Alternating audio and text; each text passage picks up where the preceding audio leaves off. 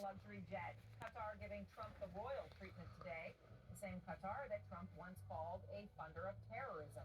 So what's changed for Donald Trump? Plus a stunning admission from America's top health official. Facing questioning under oath, RFK Jr. telling Americans not to take his medical advice. And crumbling under Trump's trade war, business leaders telling CNN they're in the hole, still paying millions a year because of the tariffs that are in place right now. Let's go out front. And good evening, I'm Erin Burnett. Out front tonight, funder of terrorism. That's what Trump called the nation of Qatar, the very same country that he's about to accept a luxury jet from with a reported price tag of at least $400 million. So here's the thing about this. Let me just show you how Donald Trump felt about Qatar not so long ago. The nation of Qatar, unfortunately, has historically been a funder of terrorism at a very high level.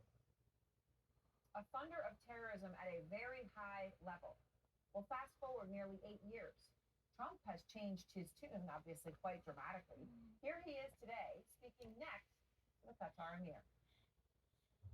I have to say that we've been friends for a long time. Thank you for everything, and maybe in particular our friendship. It's been a very loyal, great, beautiful friendship. A loyal, great, beautiful friendship now, and a funder of terrorism the last time we talked about them. So what has changed in just these few years? Well, for starters, Trump Org, the business, and the Qataris are now very deep business partners. And Trump is clearly taken by the Qataris in the role of real estate developer. Today, lavishing praise on the Qatar Emir for his country's construction prowess. As a construction person, I'm seeing perfect marble. This is what they call perfecto. And just a great job you've done. And what a beautiful place. This is, you take a look at this room. This room is the real deal. That's called white marble. It's very hard to buy. Believe me, it's been incredible what you've been able to build as a nation, and we're with you all the way. You know that. With you all the way. Maybe that's the real estate developer speaking, not the president of the United States who had called them the funder of terrorism at the highest level. But it comes as Qatar is pulling out all the stops for Trump's first visit as president. Fighter jets escorted Air Force One into Qatari airspace. Trump's deputy chief of staff, Dan Scavino, posted this video of Trump watching as the jets were just off the wings of Air Force One. And then, once on the ground, it was a spectacle fit for, and yeah, let's just go ahead and use the word, fit for a king, complete with Cybertrucks, horses, and camels. We appreciate those camels. I haven't seen camels like that in a long time. And soon, of course, the cherry on the top gift from Qatar, the state-of-the-art plane that Trump says would take the place of Air Force One. The Prime Minister of Qatar telling CNN this. This is a very simple government-to-government dealing. Even if there is something is coming out of Qatar for the U.S., it's coming out of love. It doesn't come out of an exchange of anything.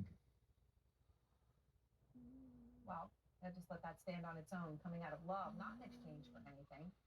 Does Trump really believe that?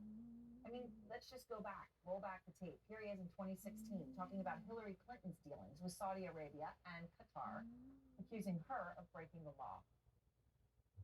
It's a criminal enterprise. Saudi Arabia giving $25 billion, Qatar, all of these countries. You talk about women and women's rights. So these are people that push gays off buildings. These are people that kill women and treat women horribly, and yet you take their money. Now it's him taking the money, and a whole lot more of it. And then here's Trump back in 2015, again, going after corrupt foreign influence. I turned down $5 million last week from a very important lobbyist. Because there are total strings attached to a thing like that. He's going to come to me in a year or 2 years, and he's going to want something for a country that he represents or for a company that he represents. Well, that is saying it like it is, like it was then and like it is now. Except for now, Trump is about to accept that jet for $400 million, at least in value, which dwarfs any gift that prior presidents have ever received. Just take a look at this image. This is based on information compiled by Axios, going through the gifts that presidents received that then would go to their presidential libraries. Bush, $1.1 million worth of gifts. Obama, $2 million. Trump in his first term, only $371,000. Biden, less than any of them, $250,000. But that jet, nothing even comes remotely close. That is called exponentially different. So again, what has changed between when Trump was so ready to call out the Saudis and the Qataris and now? Well, here are some things that have changed. There are now plans for 2 Trump towers in Saudi Arabia with Trump emblazoned on the top. The same country that has invested $2 billion into Trump's son-in-law, Jared Kushner's firm. And there's a new golf course and beachside resort in Qatar. And that is where Jeff Zeleny is tonight, traveling with the president. And Jeff, the controversy over this luxury Qatari jet is looming large over Trump's trip today. Aaron, it certainly is. I mean, even as the current Air Force One is parked on the airport tarmac here when the president flew in on, it was that conversation about the propriety of the plane that is dominating much of the conversation. And we heard the Qatari Prime Minister telling our Becky Anderson that it is a gift out of love. It is not a Qatar looking for anything. He said they wouldn't do anything if it was illegal. But the bottom line is the White House is still a little bit shocked at the response to this, particularly from Republicans. One official told me today that they will have to wait and see until he returns next week to see if they move beyond it or if they will have to adjust a course here. But Aaron, it was a day filled of transactions. That's what this trip has been scripted to be about. I was struck once again by seeing the long line of business leaders and some of the world's most elite standing in line once again, some of the same people as yesterday to shake the hand of the president, the U.S. president, as well as the emir here. So these are all structured around deals. The president was happy to announce that Boeing, the U.S. company, is going to sell a lot of planes. A couple hundred planes here to the government's airline. So the bottom line to this trip, yes, there is a diplomacy. The president met this morning with the new president of Syria. That is extraordinary. That's a change in U.S. policy. But beyond that, it's a trip of deals. It's a trip of transactions. So the president is retired for the evening now after another state dinner here. He was feted all day long. And that continues once again tomorrow when he visits the UAE. Aaron. All right, Jeff Zeleny, thank you very much. That, of course, is a 20-minute flight, if that. All right, next, Democratic Senator Cory Booker joins us. He is a member of the Foreign Relations and Judiciary Committees. And, Senator, I very much appreciate your time. So, look, it's low-hanging fruit, as I would say, when you look at what President Trump has said in the past about Qatar and Saudi Arabia. He has said that Qatar is a funder of terrorism at the highest level. He has said that it is categorically wrong to take money from them in the case of Hillary Clinton. And he has said when taking money from lobbyists that if you do that now, they'll come down the line and ask for something from you. There's no such thing as no strings attached. So it's all on tape. And yet here we are. Why do you think suddenly he has changed his tune on Qatar from being a funder of terrorism at the highest level to taking this plane from them? Well, remember, this is a president now that the Supreme Court gave a get-out-of-jail-free card. He has very little accountability for anything he's doing. The Republicans in Congress haven't held one hearing on his meme coin, on all the ways he's grifting off of his job. And so he's going to the Middle East at a time where his family's making literally tens of millions of dollars from his UAE crypto deal. Now hundreds of millions of dollars of a plane being offered. And I think this is just the most blatant, gross examples of presidential corruption we've seen in a century. You're on the Judiciary Committee, and I know that you are trying to get answers in that capacity from the Attorney General Pam Bondi about the jet. Now, just to give the context on Attorney General Bondi and Qatar, she's a former lobbyist for Qatar, reportedly paid $115,000 a month for her work for Qatar.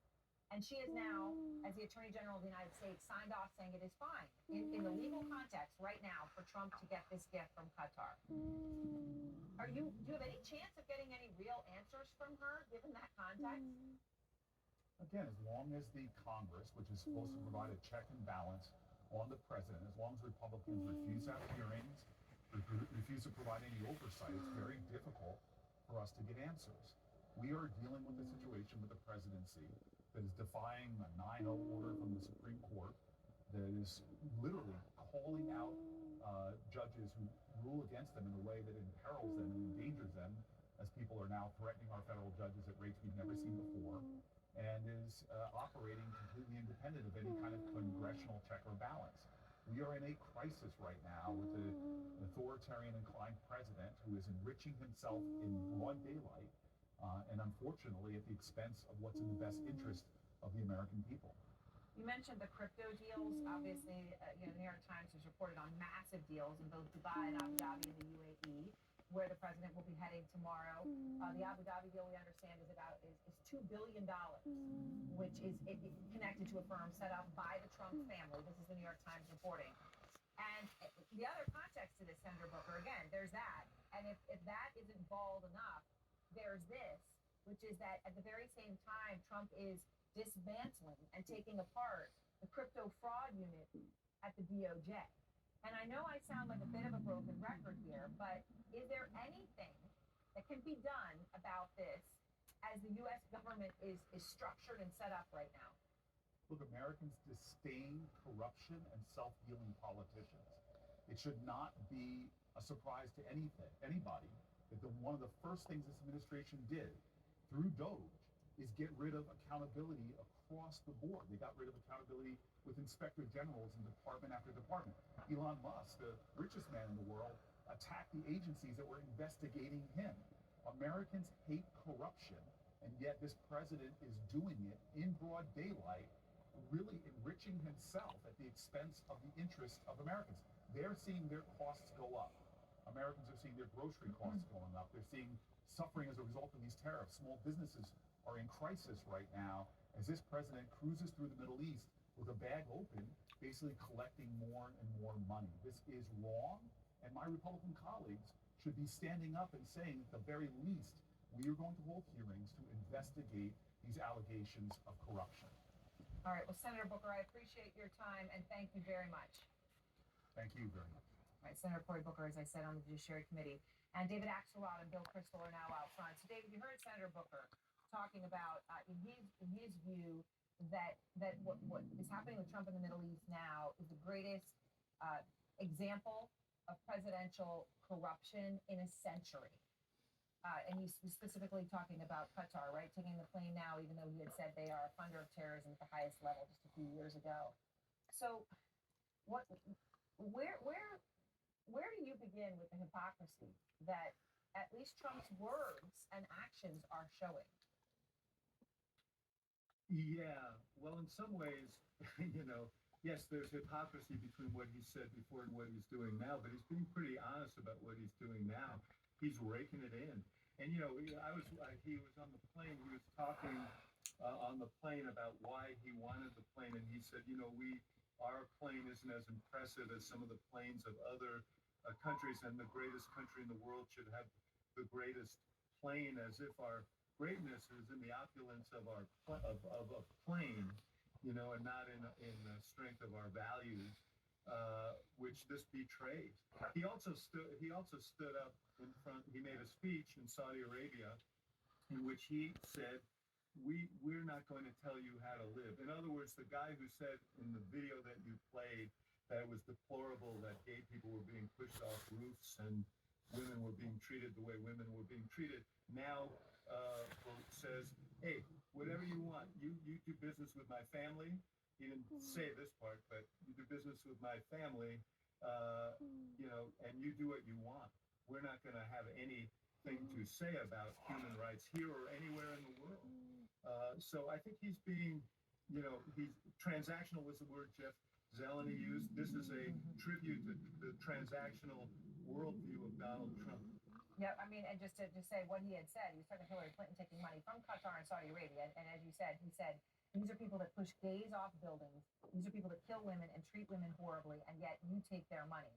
He couldn't have been more direct about it, Bill Kristol, but if those leaders he's talking about there, he's now talking about now, he's now meeting with, he's sitting with them. And here is what he is saying about the leaders so far of Saudi Arabia and Qatar. We came from Saudi Arabia, where we have another great man over there that's a friend of yours. And you two guys get along so well and like each other. You sort of remind me a little bit of each other, if you want to know. They're both tall, handsome guys that happen to be very smart. But he's also a very special guy. It's a great honor to be with you. Does this send a bigger picture message, Bill, to others around the world, to other leaders around the world? Of course it does. It says that Donald Trump is up for sale, so to speak. And if you're running another country, you got to think, gee, maybe I need to arrange some backdoor way of getting in or some open way of getting in $1 billion. So his foreign policy is good for us. But again, it's not Donald Trump. I mean, this is what's so sickening about it, honestly. He's the president of the United States. He's taking these gifts as president of the United States. He's not some corrupt politician who's getting a little bit on the side. And this is in foreign policy where he has an awful lot of power. The Republican Congress is going to stop him, or it hasn't so far.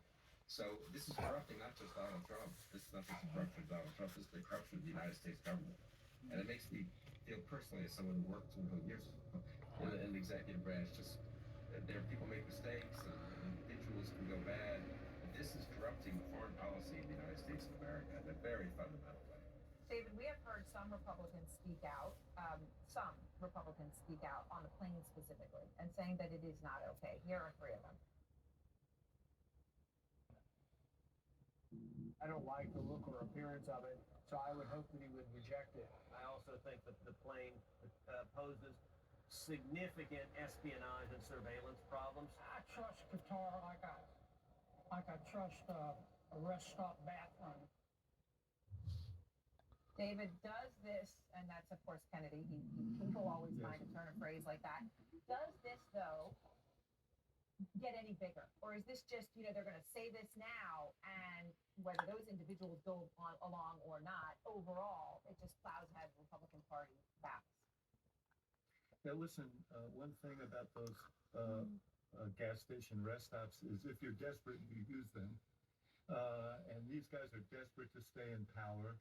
And to the degree that Donald Trump holds the Republican Party in his sway because of his influence with voters and primary elections, there's going to be a hesitancy to challenge him. So people may speak out now. What they're willing to do is another question. We haven't seen a lot of great examples in the last 100 and whatever days since he's been president. But let me point out something. A lot of the guys who you just showed and others have made quite a living over the years lecturing us on the Constitution. They ought to go back and read the Constitution and the Federalist Papers and some of the commentary around the Constitution, because this is precisely why there isn't a monuments clause. They couldn't be clearer. They were worried about foreign interests buying influence with the president and policymakers and influencing American foreign policy. The fact is, when he takes all this money for himself, and when he takes this plane, which he apparently is going to then inherit after he leaves the presidency, how do we know why Donald Trump is making the decisions he's making?